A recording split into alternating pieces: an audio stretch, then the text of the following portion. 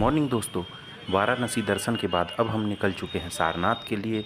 तो सारनाथ जाते समय रास्ते में हम एक जगह रुके। वैसे तो मैंने सुबह नाश्ता कर लिया था, लेकिन बात हो जब कुछ अच्छा खाने की तो भूख दोबारा लग ही आती है। तो ऐसे में हम पहुँचे हैं फिर से एक बार जो है बनारस की फेमस जो है पूड़ी सब्जी खाने, जिसे कचौरी सब्जी भी बोलते हैं। ये जगह वाराणसी से जब सारनाथ के लिए जाते हैं तो ये कृष्णा भंडार करके यहाँ पर पड़ेगा, जहाँ की पूड़ी सब्जी की मैंने बहुत ही ज़्यादा तारीफ़ सुनी थी। तो ये हमारी पूड़ी सब्जी की प्लेट जो है लग चुकी है, जिसमें 4 पूड़ी दी हैं और सब्जी आप देख सकते हैं। इसमें खूब सारा धनिया और हींग की जो है महक और गरम मसाला भरपूर यूज़ किया गया है, जिसका बहुत ही अच्छी महक आ रही है। खा के बताता हूँ, खाने में भी बहुत ज़्यादा टेस्टी है ये।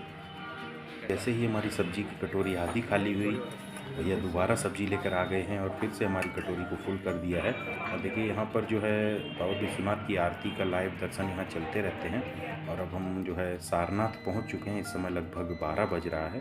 हम लगभग पौने 11 बजे जो है बनारस से निकले थे, फिर रास्ते में नाश्ता किया। 40 किलोमीटर लगभग सारनाथ जो है बनारस से पड़ता है। हम सारनाथ में एंट्री कर ही रहे थे, तभी हमें रास्ते में जो है हाथ देकर एक जगह कुछ लोगों ने रोका, जहाँ हमें गाइड भैया मिल गए हैं। तो हम उनको लेकर के साथ में आए हैं। तो ये टूर पूरी तरह से गाइडेड टूर होगा। तो इसमें जो डिटेल है यहाँ की, क्योंकि एक बहुत ही प्राचीन महत्व वाला स्थल है, तो यहाँ की डिटेल मैं उतना अच्छे से नहीं बता पाऊँगा। तो ये टूर पूरी तरह गाइडेड है और गाइड के ही जरिए आपको यहाँ की सारी जानकारी मिलेगी। और चूँकि इस स्थान का एक वैश्विक महत्व है, बहुत ही सुंदर ये जगह है, तो यहाँ पर देसी के साथ साथ विदेशी टूरिस्ट भी बहुत ज़्यादा संख्या में आते हैं। चार मतलब उपदेश देना, नाथ का मतलब होता है गॉड माने भगवान। गौतम बुद्ध जी ने अपने 5 शिष्य को पहला उपदेश दिए इस स्थल पे, इसलिए इसका नाम पड़ा सारनाथ। पहले इसका नाम था ऋषि पतन मृगा। ये सारनाथ का मेन टेम्पल है। इसको बनवाने वाले हैं श्रीलंका के श्री अनागारिका धर्मपाल जी। 1931 में इसको वेल्ड किया गया है। इसका नाम है मूलगंध कुटी विहार। आप इसके अंदर में जाएंगे सर, देखेंगे गौतम बुद्ध जी का प्रतिमा है, जो कि स्टोन का, जिस पे गोल्डन पॉलिश है, प्योर गोल्ड का है। देखने में तो लगेगा गोल्ड का, लेकिन गोल्ड का है। जस्ट उसी के नीचे सिल्वर और गोल्ड का रखा हुआ बॉक्स है। उसी बॉक्स में गौतम बुद्ध जी का दांत और नाखून रखा हुआ रियल, जिसे साल में एक बार दिखाया जाता है कार्तिक पूर्णिमा के दिन। ये जो सर नवंबर में 25-26 को पड़ता है ना, उसी दिन दिखाया जाता है। अच्छा, उसी दिन दर्शन कराया जाता है। जितने बुद्धिस्ट कंट्री रहती है वहाँ लोग आते हैं, यहाँ से लाखों का भीड़ हो जाता है। उस दांत और नाखून, हाँ। और इस टेम्पल के आप अंदर में जाएंगे सर, देखेंगे गौतम बुद्ध जी का लाइव पेंटिंग बनाया गया है। मतलब कि पूरे उनके जन्म से लेकर देहांत तक का पेंटिंग बनाया गया है। जापान के 2 आर्टिस्ट थे, जिनका नाम था नोसो और कोसो। 1932 से लेकर 1936 तक वो बनाया गया। 4 ईयर्स में कंप्लीट हुआ था। और अंदर में आपका मोबाइल कैमरा, बैग, ये सब अलाउड है। तो 63 ईस्वी में सर उनके बचपन का नाम सिद्धार्थ था, माता का नाम महामाया, पिता का नाम सुदोधन था। जब वहाँ से बोध गया बिहार में, उनको पीपल के वृक्ष के नीचे ज्ञान प्राप्त हुआ। फिर सारनाथ में अपने 5 शिष्य को पहला उपदेश दिए थे और उनका महापरिनिर्वाण हुआ था गोरखपुर कुशीनगर में 483 ईस्वी में, जो कहा जाता है कि अपना शरीर चाहिए सर प्राण गोरखपुर।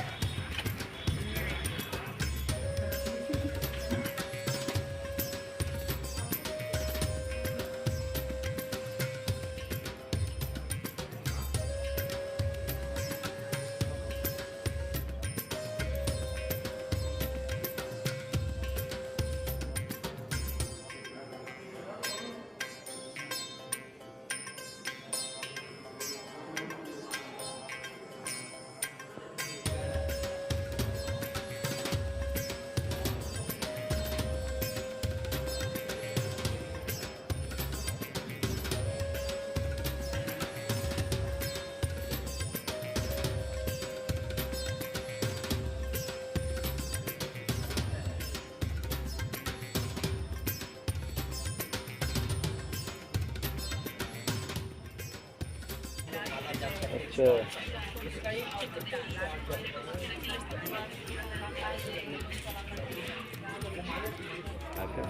वहाँ से श्री अनागारिका धर्मपाल जी, जिन्होंने इस टेम्पल को वेल्ड किया 1931 में। 1932 में एक कलम करके लाकर यहाँ पे लगाया, उसी का थल वरांच है। इसी के नीचे गौतम बुद्ध जी का, उनके 5 शिष्य का मॉडल बनाया गया उपदेश देते हुए। एक्चुअली में यहाँ पे उपदेश दिए नहीं थे, वो धार्मिक स्तूपा के पास दिए थे। यहाँ पे बर्मा के लोगों ने काल्पनिक करके बना दिया कि कैसे अपने 5 शिष्य को पहला उपदेश दिए थे। इसका नाम है धर्म चक्र, जिसे लोग राइट हैंड से प्लेस करते हैं। जैसे हम क्या बोलते हैं, ओम मानी पद्मे नमो हो। बोलते हैं, उनका परिक्रमा करते हैं। परिक्रमा पूरा होता है, मन को शांति मिलता है। इधर जर्मन के लोगों ने श्रीलंका वालों को 2 टन का घंटा दान में दिया। अष्ट धातु घंटा सर सुबह शाम बजा जाता है। सुबह 4 बजे, शाम को 6:30 बजे जब बजता है तो इसका ध्वनि सर 1 से 2 किलोमीटर दूर तक जाते। छोटे स्टैचू लगाया गया है, 27 टू लगाया गया, अलग अलग नामों में दर्शाया गया है। कहा जाता है गौतम बुद्ध जी का पहले से 27 अवतार थे। 28वां अवतार में उनको ज्ञान प्राप्त हुआ था, जो कि सिद्धार्थ के नाम से जाना जाता है। वैसे तो कहा जाता है कि हिंदू धर्म में गौतम बुद्ध जी विष्णु जी के 9वां अवतार माने जाते हैं। ठीक है सर।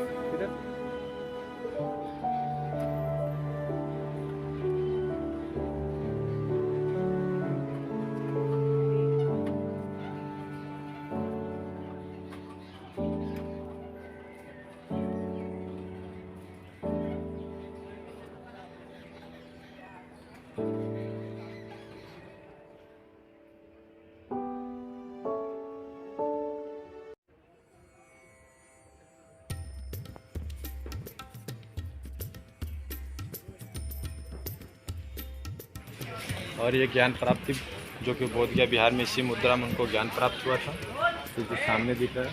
और ये सब जो पत्थर दिख रहे हैं सर, ये इधर में ये सर एक प्राचीन टेम्पल था, उसके पत्थर लाए गए। एक प्राचीन टेम्पल था स्तूपा के जस्ट बगल में, उसको सर मुगलों द्वारा तोड़वा दिया गया था और स्तूपा को साइड से तोड़वाया गया था।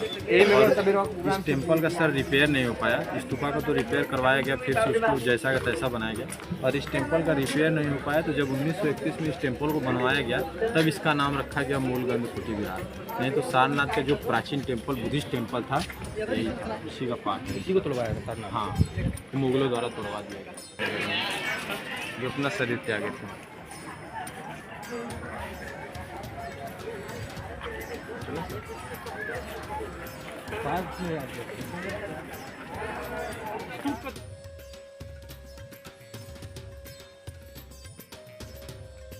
है इसी स्थल पर बैठकर गौतम बुद्ध जी ने अपने 5 शिष्य को पहला उपदेश दिए थे। यहीं से उनका धर्म का प्रचार हुआ था, बुद्धिस्ट धर्म। हाँ, बुद्धिस्ट धर्म जो फैलाया गया।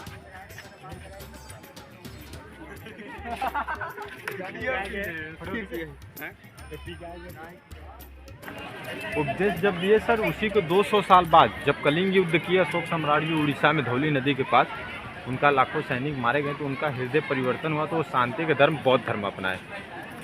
क्योंकि उनके जो पिता थे बिंदुसार, दादा चंद्रगुप्त थे, वो लोग जैन धर्म को अपनाए थे। जब ये सर बौद्ध धर्म अपनाए, तो बौद्ध धर्म के प्रचार के लिए ऐसे ऐसे स्तूपा का निर्माण कराए अशोक सम्राट जी। उड़ीसा में जो है कि मध्य प्रदेश भोपाल में जो है कि आपका सांची स्तूप है, अशोक सम्राट जी द्वारा बनवाया गया। बिहार में है, और सारनाथ का धमेक स्तूपा भी अशोक सम्राट जी द्वारा बनाया गया है। ये 2300 साल पुराना स्तूपा है। इसका हाइट 103 फीट है, राउंड फिगर 93 है। जस्ट इसी के बगल में इधर में जो सादा पत्थर लगाया गया है, ये सर रिपेयर करवाया गया है।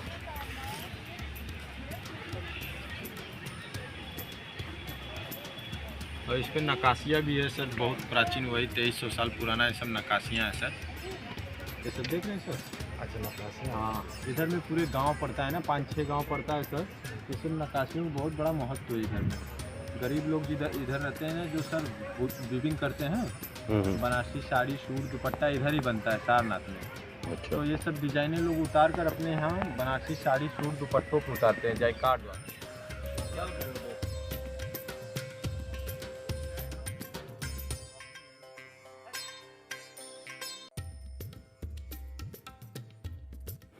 तो गाइस अभी हम आ गए हैं ये जापानीज जो बुद्धिस्ट सोसाइटी है, उनके द्वारा बनवाए गए ये बुद्धिस्ट टेम्पल, जो बुद्धा टेम्पल यहाँ बना हुआ है सारनाथ में।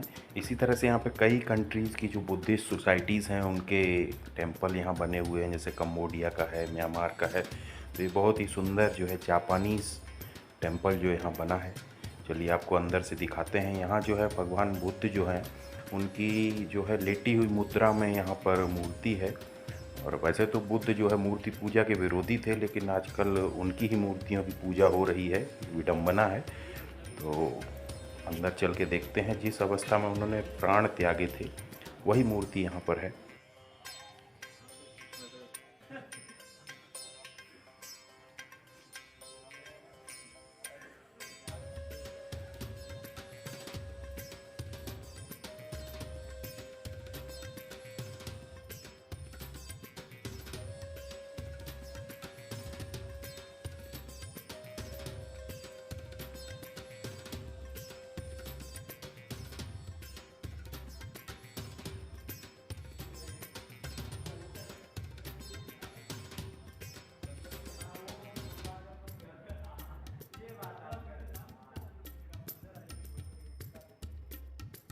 चलने के बाद सर इधर चलें। और ये जापानीज़ टेम्पल के सामने ही जो है जापानीज़ बुद्धिस्ट सोसाइटी द्वारा संचालित ये एक हथकरघा जो जापान, उद्योग है, जहाँ पे सिल्क की इंडोनेशिया, साड़ी सूट दुपट्टा वगैरह आप देख सकते हैं, परचेज़ कर सकते हैं। वहाँ आए हैं, देखिए कैसे यहाँ पर जो है साड़ी एक बनाई जा रही है। तो अभी हम चलकर देखेंगे कुछ सैंपल्स ये साड़ियाँ जो हमने निकलवाए हैं। ज़्यादा कड़ी कड़ी सिल्क है, प्लेन पर उसकी पेपर है, नहीं हो जाएगी। एक मिनट के जो खुला हुआ एक मिनट दिखा देता है। तो ये किस रेंज में देते हैं आप? सब ये सब हमारे पास 7,500 रुपये के है, जिसमें कम वाला बोलेंगे कम वाला बोलेंगे। और शहर में यही जाएंगे सर तो इसका रेट पूछ लीजिएगा कभी। क्या रेट होगा? 12,500 इसका। हाँ उसका कितना होगा? बस। तो काफ़ी सुंदर कपड़े हैं और एक रीज़नेबल रेट में हमें यहाँ पे कपड़े मिल गए।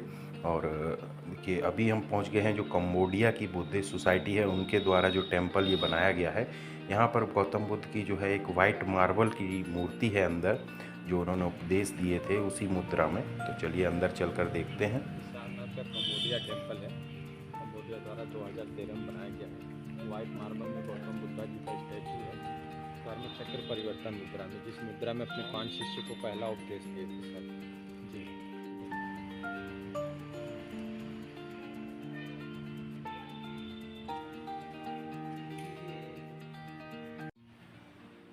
बहुत ही ज़्यादा सुंदर यहाँ पर जो स्टैचू है जो बुद्धा की, वाइट मार्बल में बहुत ही सुंदर लग रही है, गोल्डन से भी ज़्यादा सुंदर है। और सारी चीज़ें हैं यहाँ पे, देखिए दान पेटी भी है, जिन चीज़ों का बुद्धा ने विरोध किया था वो सारी चीज़ें यहाँ पे आपको मिलेंगी। और जो कंबोडियन टेम्पल्स जो बनाए हैं इंडिया में कई जगह पे बने हैं, मैंने संकिसा का एक ब्लॉग पहले ही डाला था, वहाँ भी लगभग ऐसा ही जो है बुद्धा टेम्पल बना हुआ है।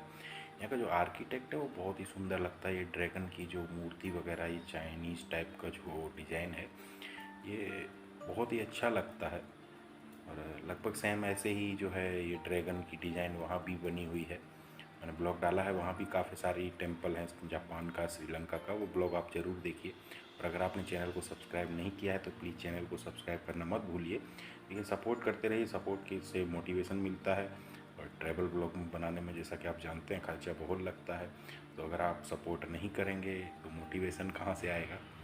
और ये देखिए यहाँ पे जो मॉन्क्स जो बाहर से जो लोग आते हैं उनके रुकने के लिए व्यवस्था भी है यहाँ पे। तो यहाँ एक मॉन्क टाइप के बैठे थे, उनसे मैं पूछा था कि क्या लोकल इंडियन लोगों को यहाँ रूम मिल सकते हैं, तो बोले नहीं, हम बाहर वालों को ही रूम देते हैं। मैंने यार ये बढ़िया है। तो काफ़ी अच्छा लगा बनारस के बाद, ये सारनाथ की ट्रिप भी हमारी काफ़ी अच्छी रही। और बहुत ज़्यादा टाइम तो हमें नहीं मिला, लगभग 3 घंटे, 3 साढ़े 3 घंटे हमने यहाँ स्पेंड किए हैं। और अब हम वापस निकलेंगे। तो चैनल को प्लीज़ सब्सक्राइब कर दीजिए और ब्लॉग को पूरा देखने के लिए थैंक यू वेरी मच। और संकिसा वाला ब्लॉग आप लोग ज़रूर देखिए।